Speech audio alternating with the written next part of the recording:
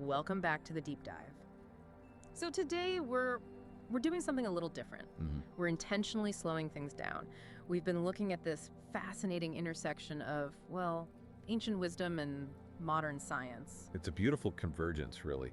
We're looking at everything from, ancient Buddhist texts to very recent clinical papers on neurobiology. Right. And all to answer one very, very simple question. What is actually happening to us in that first, say, 30 minutes after we wake up? Exactly. And the whole mission for this deep dive is to kind of dismantle the way most of us start our day. I'm definitely including myself here. Oh, yes. We're exploring this idea that the morning isn't just the beginning of a to-do list, but it's this distinct spiritual threshold that we're mostly just sleepwalking through. It's about recognizing that waking up isn't just a biological event. It's a skill. A skill. It's a skill that, for the most part, we've forgotten. So let's set that scene. I want to start with a moment that is, it's practically universal. It's that split second when the alarm just cuts through the silence. Yes. Your eyes open, and before your feet even touch the floor, the whole world just comes rushing in. It feels like armor. You reach for the phone, you check the notifications, and bam! Yeah. You're flooded with emails, headlines, all of yesterday's unfinished business. It's a violent re-entry, isn't it? It is. It feels like my ego has to just scramble to reassemble itself, remembering who I am, what I owe people, what I'm worried about. It's breathless. Yeah. It's exhausting before the day has even really begun. Because you're effectively skipping the morning. In some of the Buddhist commentaries, they describe this state as the blindness of morning. The blindness of morning. We open our eyes, but we do not see. We are awake, yet we are still asleep to the most profound moment of the day. That's a heavy concept, sleeping through the morning when you're technically awake. Yeah. But it really aligns with all this data on automaticity, how we just run on autopilot. Well, in the Buddhist tradition, the morning isn't merely a time on the clock, it's considered as sandhya. Sandhya, that's a Sanskrit term, right? Yes. It translates roughly to a joining or a juncture. It's a sacred threshold, a liminal space where the veil between the dream world and reality, it's at its thinnest. Wow. Think of it like a doorway, but instead of pausing at the threshold to, breathe and orient ourselves, we just rush through it. We treat it like a commodity. Exactly. Something to be consumed or conquered, rather than a space to simply inhabit. Consumed or conquered. That hits home. The whole modern ethos is that the morning is a runway, right? Precisely. We brew the coffee to fuel the engine. We check the phone to make sure we're not missing out. It's all about doing. We engage the engine of productivity before we have engaged the engine of presence. And we miss the miracle in the process. I do. The early monks, they didn't start their day with a list. They sat facing east. Not because they worshiped the sun as some pagan god, but because the light revealed what the darkness had hidden. The ship of their own minds. The shape of their own minds. They understood that if you miss the light, you miss the one thing that could change everything about the day that follows. I want to dig into that idea, the shape of the mind, because when I wake up, if I'm being honest, my mind feels like a chaotic puzzle that's been thrown on the floor. It's just noise. I have to do this. What if that happens? That noise is the reassembly of the ego you mentioned. But before that noise starts, in that tiny sliver of time before the eye comes fully back online, there is possibility. Okay. And this brings us to a core concept in Zen called Shoshin. Beginner's mind. Beginner's mind, yes. We hear that term a lot these days, in corporate settings, meaning be open to new ideas.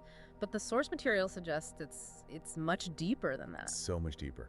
Shoshin is the mind that sees the world anew, without assumption, without judgment, and, crucially, without history. A mind that doesn't know it has a difficult meeting at 10 a.m. yet. Exactly. And this state, this Shoshin, is most accessible in the hush of morning, when the world is still forming itself. It sounds beautiful, but also incredibly vulnerable. If I don't put on my armor, if I don't check the news to see what's happening, I feel exposed. You are exposed. And that's where the neurobiology gets really, really interesting. If you overlaid the spiritual concept of Shoshin with modern neuroscience, you see they are describing the exact same phenomena. Their neuroplastic window. The neuroplastic window, that first 20 to 30 minutes after waking. This was one of the biggest takeaways for me. We're not just groggy.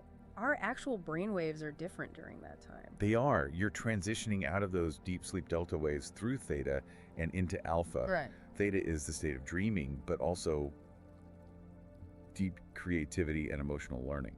And alpha is that relaxed, lucid state before you hit the high-frequency beta waves of get things done. Right, so in that theta alpha mix, your brain is essentially soft clay.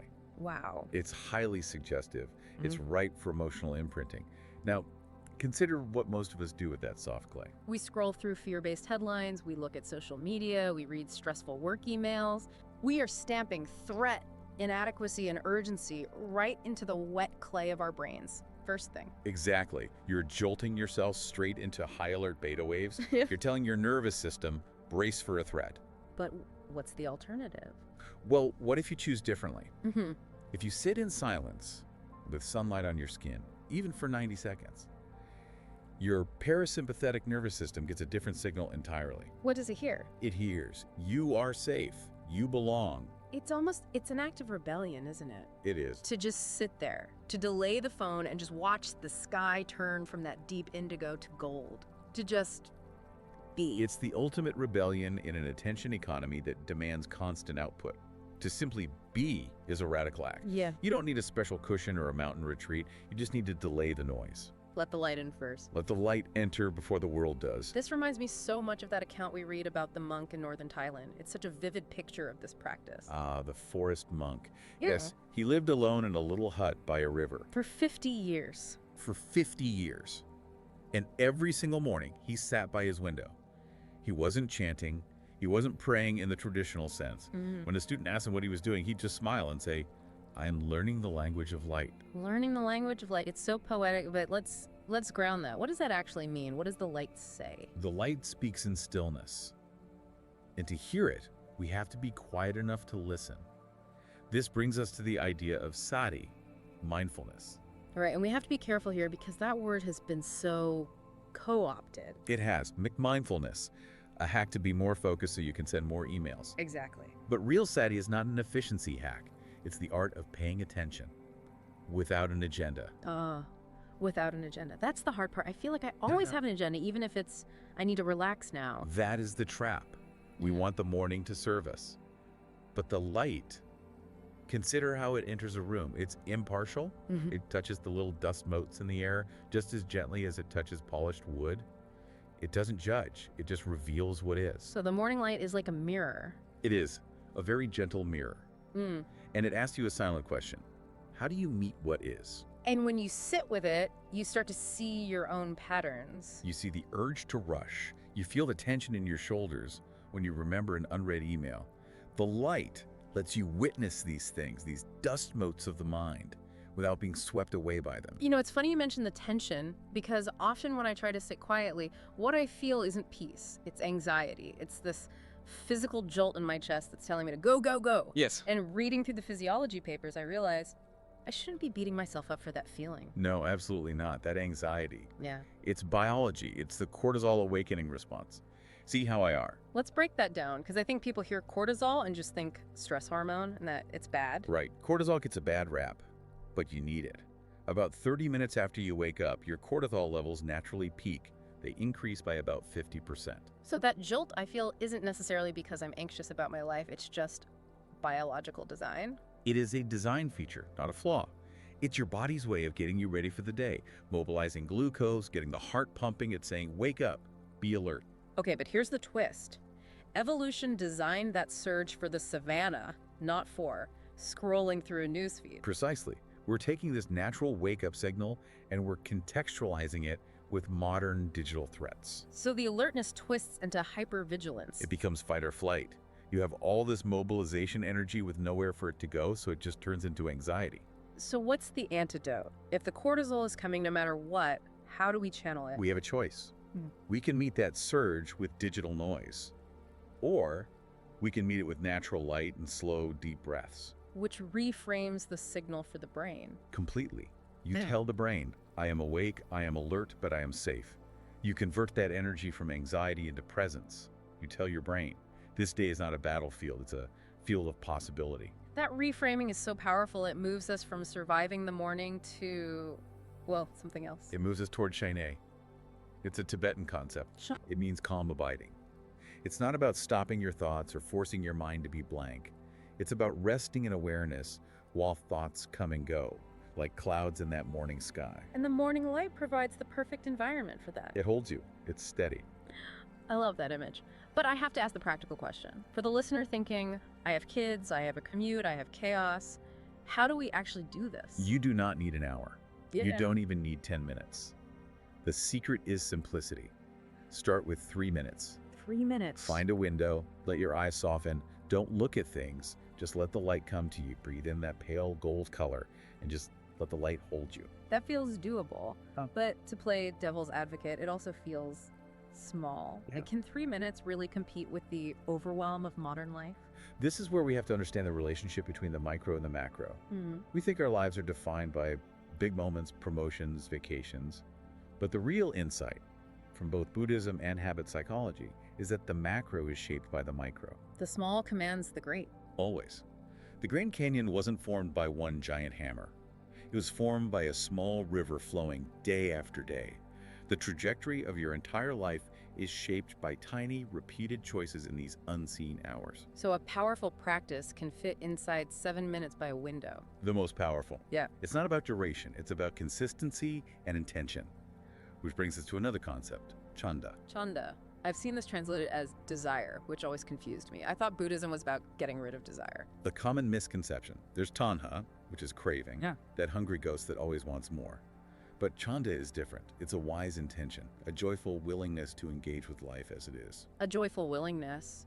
But what if I wake up and I don't feel joyful? I feel tired or sad. The crucial distinction.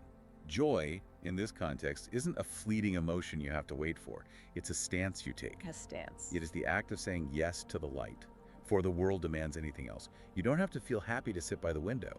You just have to be willing to sit. The joy is in that willingness. So it's active. It's a choice. I am choosing to be here with this light, even if I'm exhausted. Yes, and that choice. That choice builds what you could call neurological armor. I like that. How does that work physically? Well, neuroimaging studies show that consistent stillness like this actually strengthens the prefrontal cortex. The CEO of the brain. Emotional regulation focus. Exactly. And at the same time, it can shrink the volume of the amygdala. The fear center. Yes. So you are physically rewiring your brain to be less reactive and more resilient. Those few minutes by the window are strength training for your soul. That's the real return on investment, isn't it? It's not just about the morning, it's about not losing your cool at 2 in the afternoon. It is. You are building an inner reservoir. When you anchor yourself in that rhythm of the light, which returns every single day, without fail, you start seeing the day as a field of offerings, not a series of obstacles. That shift. Obstacles to offerings. I think that's what we're all chasing. But I know myself. I'll try this for a few days, and then I'll oversleep. Or I'll grab my phone without thinking, and then I'll feel like I failed. And let's be very clear about this. This is not about perfection. Okay. We will oversleep. The kids will cry. Grief will happen. The practice is not about flawless execution. It is about returning. Return. Just as the sun returns every morning, no matter how dark the night was, we simply return to the window. We return to the breath. That's it. That's a huge relief. It's not another thing to fail at. No. The morning light is a teacher that never scolds you. It never asks, "Where were you yesterday?" It just appears. It offers itself freely. It really changes the feeling of the morning from something you have to win or seize. You know, carpe diem. Yes. The morning is not a prize to be seized. It's a gift to be received. Received. Right. That's a very different energy. And here is the ultimate paradox. We spend our lives chasing joy, thinking it's out there somewhere, in the future, in an achievement. But the morning teaches us that the joy is waiting right at the door of our consciousness. Dressed in pale gold. Holding out its hand. It's been there the whole time. We haven't been awake enough to see it. We've been sleepwalking through the most alive moment of the day. So the invitation is simple. Tomorrow, before you do anything else, pause. Open the curtains. Sit. Yeah. Let the light touch your face like a blessing you didn't know you needed. And just belong. Yes. Yeah. When we greet the day with open eyes and an open heart, we stop surviving the world. We start belonging to it. We realize we are not separate from the light. That's a beautiful place to land. It makes me actually look forward to tomorrow morning, not for what I can get done, but just for that first moment. And that is enough. That is everything. One final thought for everyone listening to take with them. We've talked so much about the morning light. I wonder, Does the quality of your attention in that first hour, does it determine the quality of your attention in the last? I think that is exactly right. If we start the day with beginner's mind, maybe we end the day with wisdom. How you start is how you finish. Thank you for walking this path with us today. My pleasure. Take care.